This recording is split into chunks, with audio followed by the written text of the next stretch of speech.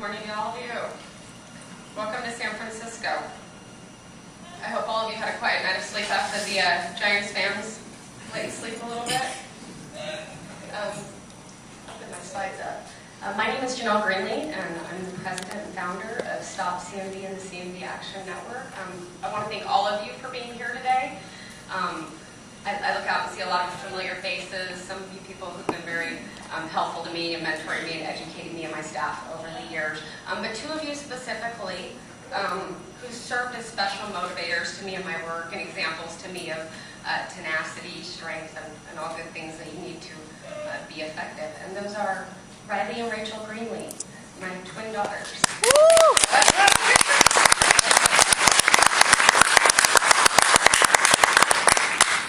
And they're like their mother, they're very noisy. So they may roll in and out of the room. I don't know what's going to happen, so enjoy the show. We'll try to keep them down. Now, my twins were born back in 2003, and I'm sure as you've heard Gail and Lisa talk, back then there wasn't a lot online about CMV. There were a lot of your research papers. Thank you for those. But not really much else, so I started a website to raise awareness, and kind of gradually, over the years, it's evolved into a nonprofit advocacy organization. I don't know quite how that happens, but it happens. But our mission is to prevent and eliminate congenital CMV and to improve the lives of all those affected. And you guys do that too. So what's been tried for CMV? Over these years that I've been involved, CMV parents and advocacy groups, we've tried a lot of different approaches. You've heard Lisa writing books, a lot of really good things, PSAs, media outreach, internet outreach. So I've tried pitching celebrities, the president, Oprah, you name it. And these are creative, good, valuable ideas. And we do need to keep doing these and keep the momentum going, like Gail said, motivation. But these alone aren't fixing the problem because there is a significant gap, or can I say vacuum, very big vacuum within public and professional policy as it relates to CMV. It pretty much doesn't exist. So in turn, I don't want to get bold here, but I highly doubt that you are seeing the response, the priority, and the funding that you might like to see in your work because of this gap. So I would like to see in the future us fill this gap to progress and hasten this work. So what fills this gap? We're going to get to my first slide here. We're going to see if I can. Perfect, we got to it. Advocacy. I've mentioned that we're an advocacy organization, so I don't want to read the Merriam-Webster dictionary definition necessarily, but it's essentially well-intended and planned series of actions to influence change. It aims to influence change in any professional or private organization or body. Reduced to its most basic level, what we're learning, good effective advocacy is about relationships and communication, which I'm going to get a little bit more into later. Change comes about slowly. You all know this. This happens in the lab too. Change comes about slowly. Learning happens slowly. So we need to be flexible, resourceful, be willing to negotiate and compromise, collaborate and prioritize in order to reach our aims. So what we've done at Stop CMV, look, it's going to be gradual. Let's see if I can get it again. Some of our advocacy highlights. They're going to show up all at once.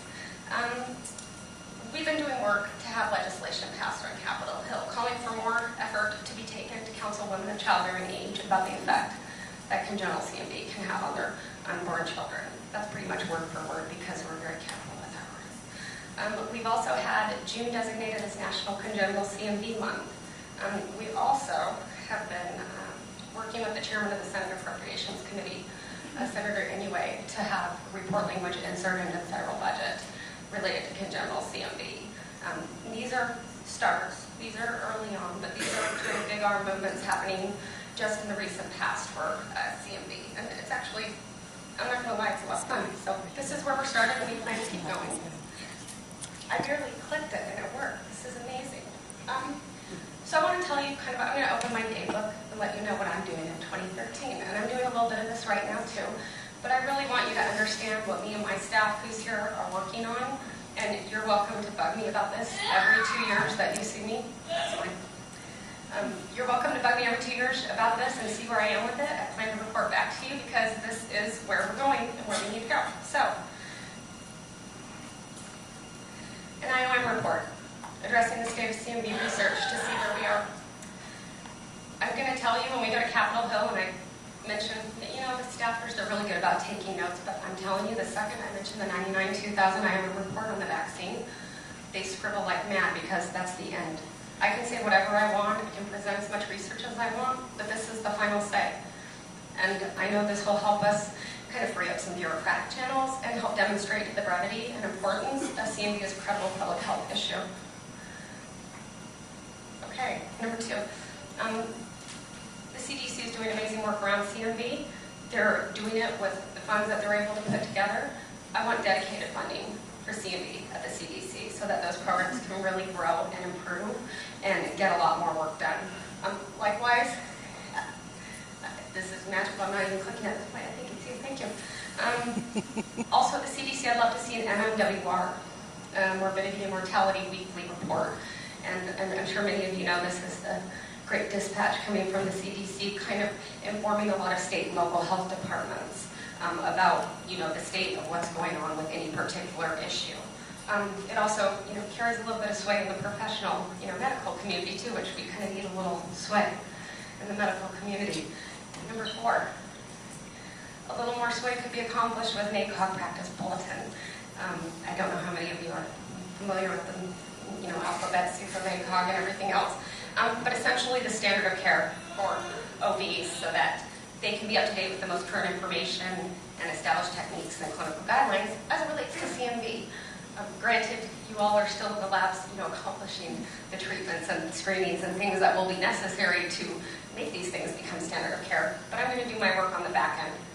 Number 5, I think we all agree that the best long-term clinical management of congenital CMV is a vaccine.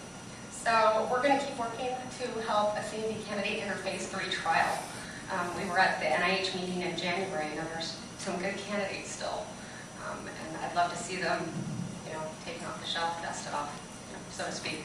I'd love to see those move forward. When we talk about it on Capitol Hill, they're very excited, they're very interested in hearing about this, and they want to learn, they want to get engaged, and they want to do what they can do to help. And I think that's going to be a lot of what's necessary to get regulators and everybody on board at the table talking. So those are my 5 things. This is what I'm doing. This is what I do in my spare time. A lot of spare time that I have. So please, what you can do to help me, there's one more slide. There we go. Come say hello to me at the conference sometime. You'll see. I'm not going to be with the noisy girls the whole time, so you might actually have to look for me. Hand me your business card, introduce yourself, say hello. We don't need to break bread right now, but I'm going to tell you some of the most helpful conversations that I've had after these things have been when someone's emailed me or phone called me. And I don't need you to do great, big, wonderful things. I don't need to assign your name to things. What I need is to be taught, to be educated, to be networked around.